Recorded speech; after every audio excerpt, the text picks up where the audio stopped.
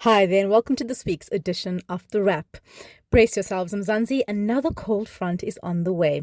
But you know what's warming us up? The Springboks by winning on the field and investigative journalists by exposing corruption. Meanwhile, the MK party is descending even further into factional battles, the GNU's looking a little shaky as usual, plus we explain Donald Trump's so-called big beautiful bill and why it's a bit of a big mess. We also unpack how AI landed a team of lawyers in trouble, reminding us that ChatGPT is many things, but it's not particularly accurate. Internationally, Beyoncé had a mid-concert scare, but much to her hive's relief, Queen Bee is safe. Over the pond, a punk rap duo proved their anti-establishment chops with their comments on the Israel-Gaza conflict. So let's dive into these stories and more in this week's Wrap, brought to you by myself, Verashni Pillay, and the Explain.coza team. In your national story, starting today, South Africa is bracing for a severe winter storm, so buckle up. The South African Weather Service has issued multiple alerts, including a yellow level 4 warning for disruptive rain in the Western Cape. Cold fronts will bring widespread rain, winds up to 80 kilometers per hour, snow over high peaks, and waves up to 5.5 meters. The Western and Northern Cape, Eastern Cape, Free State, and Southern KZN are expected to be hit hardest. And Joburg may be a mess, but investigative journalists are changing that. A News 24 series exposing multiple failings at City Power has prompted a large investigation. On Tuesday, City Power's board announced that an entity's board would be probing allegations of mismanagement, unqualified managers, internal control weaknesses, and the appointment of City Power CEO's family members to the organization. In sport, the Springboks launched their 2025 season with a commanding 54-7 victory over France's Barbarians. Cheslin Colbert and debutant Vincent Chituka shone at the warm-up match in Cape Town last weekend, with the team scoring 8 tries. Next, the Boks face Italy in the Castle Lager incoming series, with their first test match of the season on Saturday in Pretoria. With Sia Khaleesi sidelined due to injury, Jesse Creel leads the squad as they gear up for August Rugby Championship. In some sad news, Ekurhuleni senior auditor Mpho Mafole was shot and killed while driving in Kempton Park on Monday. The motives of the murder are currently unknown, with no evidence pointing to ties with Mafole's professional duties. However, the incident follows other shootings of officials in this municipality who held key positions. Police are investigating. You can read more about South Africa's political assassinations on our site, explain.coza. And AI-generated court papers have landed another legal team in hot water. Lawyers for Northbound Processing unwittingly cited 2 fake cases in a bid to secure a refining license. They have been reported to the Legal Practice Council. It's not the first time. Earlier this year, lawyers from a Pietermaritzburg-based law firm were caught out doing something similar. Just a reminder, ChatGPT can seem impressive, but it's your job to check it's not confidently making things up, as it sometimes does. In international news, Iran halted all cooperation with the UN's nuclear watchdog, the IAEA, yesterday. This follows US and Israeli shock strikes on key facilities and suspends inspections of its nuclear sites. The IAEA noted before the attacks that there was no proof Iran was building a weapon, though they did offer a rare rebuke on Iran's lack of complete transparency. Iran's decision has sparked heated debates, with some criticizing Western aggression. Sean Diddy Combs was acquitted of racketeering and sex trafficking charges in New York yesterday. The infamous rapper dodged a potential life sentence. However, the jury did convict Diddy on 2 counts of transportation for prostitution. Each count is punishable by up to 10 years in prison, with sentencing set for October. Bail was denied thanks to Combs' history of violence. The verdict ignited fierce online debates, with some supporters pouring baby oil outside the courthouse in reference to trial details. Gross. Meanwhile, in better musician news, punk rapper duo Bob Vylan chanted death to the IDF and Free Palestine mid-set.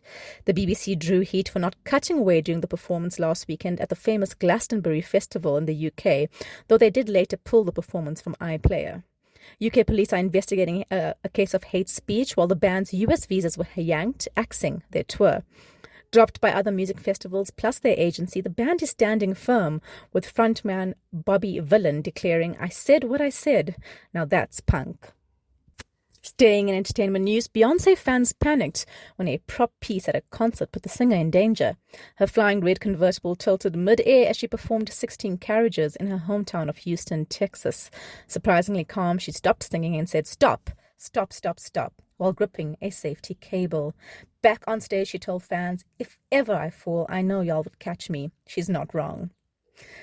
And the heartbreaking cancellation of a kids' show has raised larger questions. The Tiny Chef show announced the news via a heartbreaking animated video of the Green Chef bursting into tears.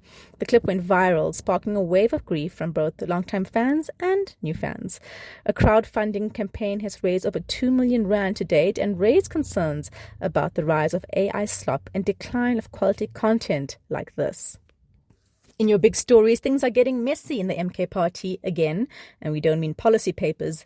The new parliament kids are already tearing each other apart, with rival factions now openly clashing.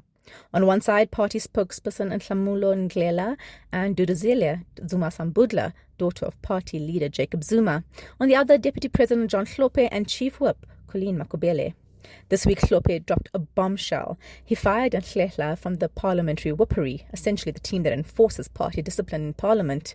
The reason? Alleged misconduct, arrogance, and undermining party unity. Hlophe even wrote to Zuma complaining about Duduzile's chaotic behavior in meetings. He should be careful. The last person to clash with Princess Dudu, Floyd Shivambu, was shown the door pretty quickly. Meanwhile, Ndlela is not going quietly. He claims he never saw the removal letter and that Hlophe himself told him his signature was being abused. Cue more confusion and political drama.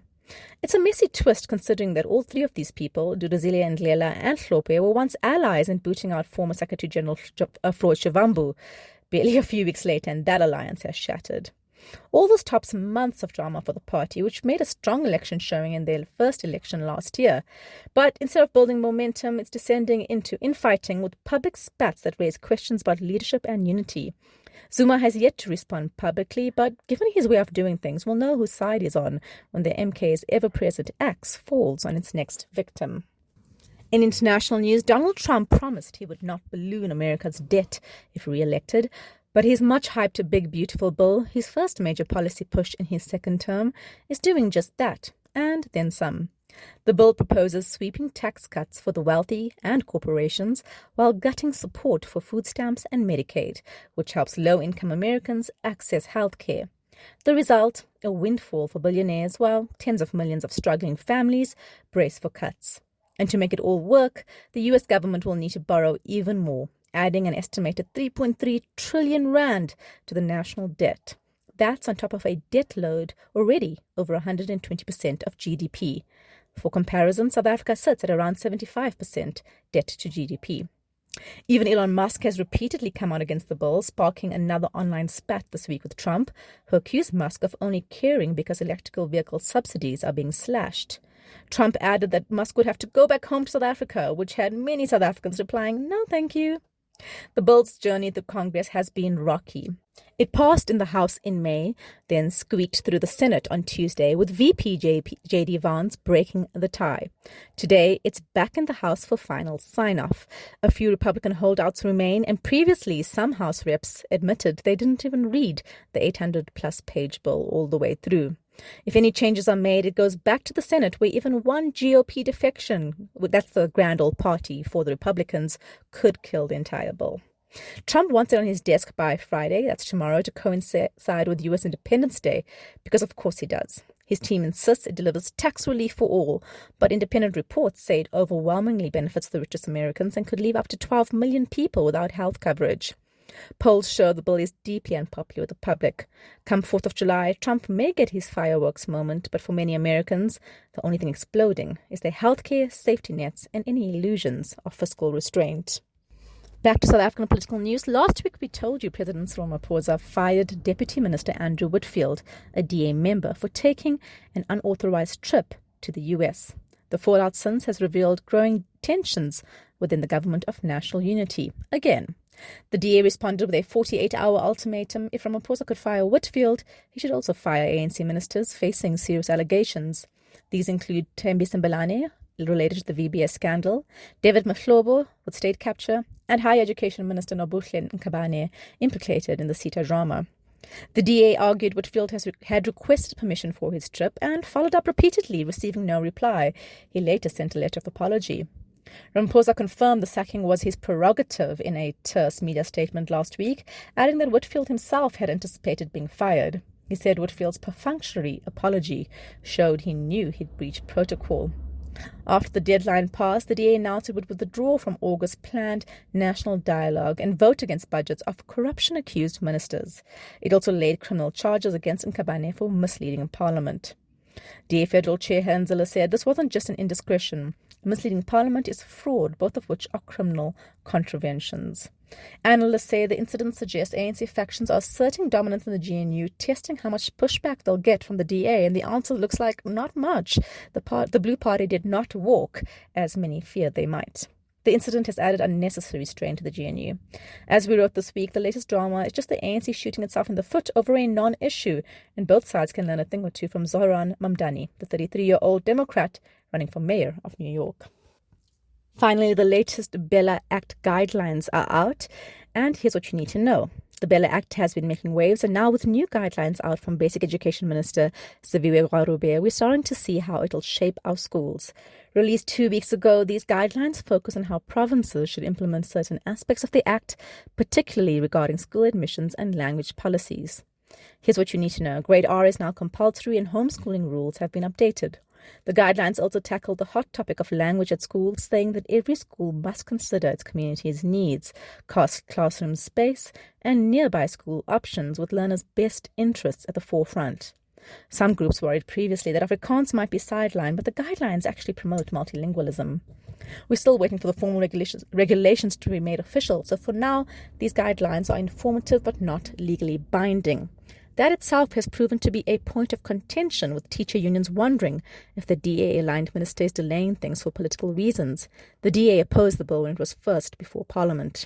The South African Democratic Teachers Union slammed the IGF guidelines as a political gimmick. They've urged members who serve on school governing bodies to ignore the guidelines.